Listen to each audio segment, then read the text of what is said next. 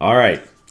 Today's little snippet of how to do digital art is going to look at file types, saving files as either JPEGs or PNGs. What's the difference? There's a difference, and so let's find out.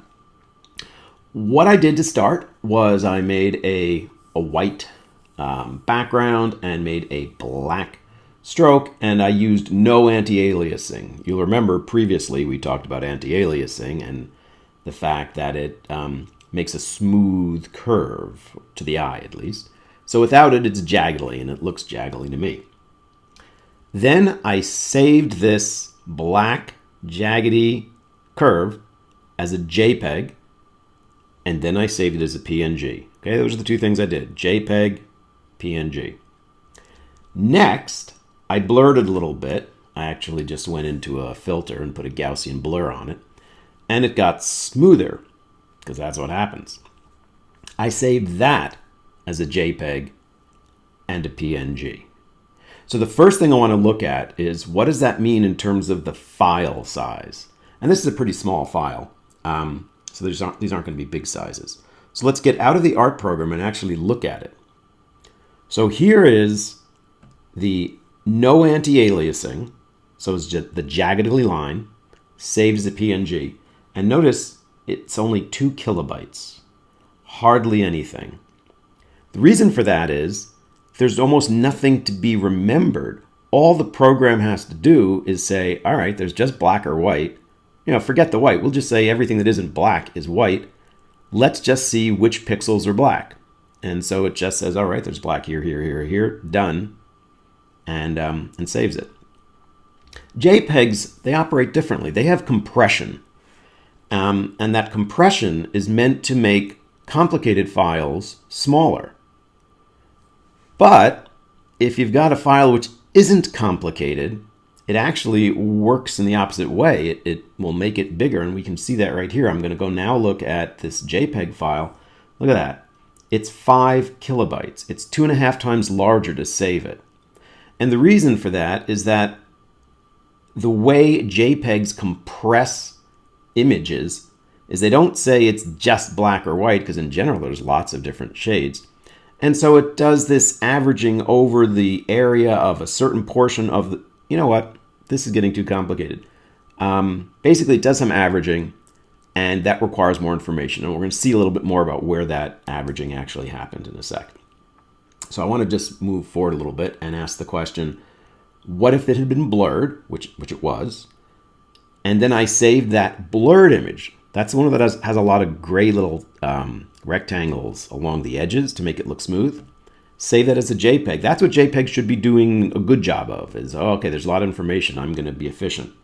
So here it is, 4 kilobytes to save that image.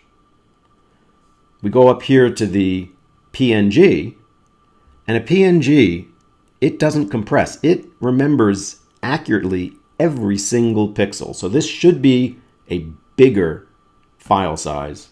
And look at that. It is. It's 7 kilobytes. It's much bigger because it's accurately saying where are all of these little light gray, medium gray, and dark gray. Okay. So now let's look at what actually happens when we save images in these different ways.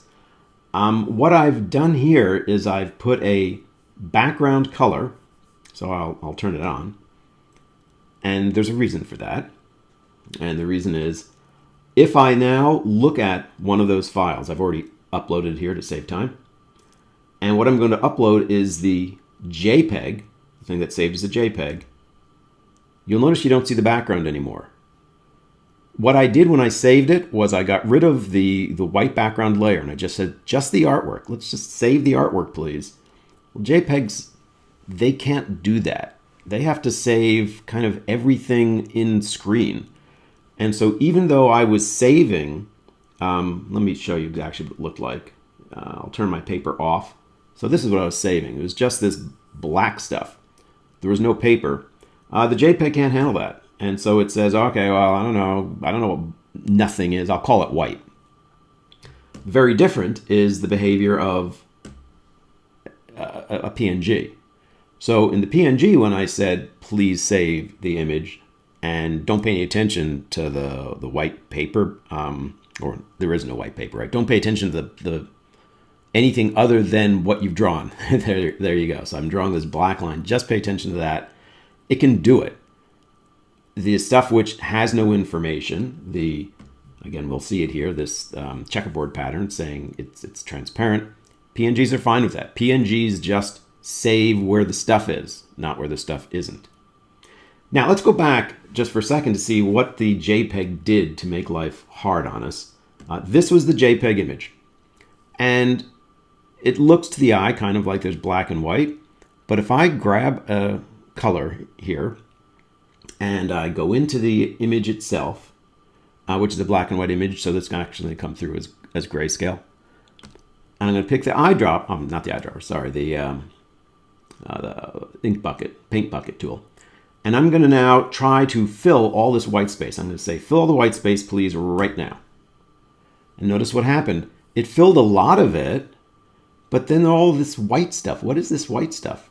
Well, that's actually stuff that wasn't white. This was a JPEG that I had saved. And the way JPEG does compression is it creates boundary areas, borders around changes from dark to light, from one color to another color. It averages over those. It saves it in an efficient way. The net result is it creates stuff which isn't there. That's why we call it a destructive means of file saving. What you save isn't what you originally had as an image. It compresses it. It creates fake stuff.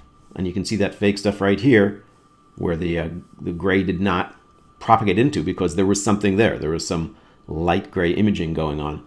And that's an artifact of the JPEG. So there we have the sort of thumbnail version.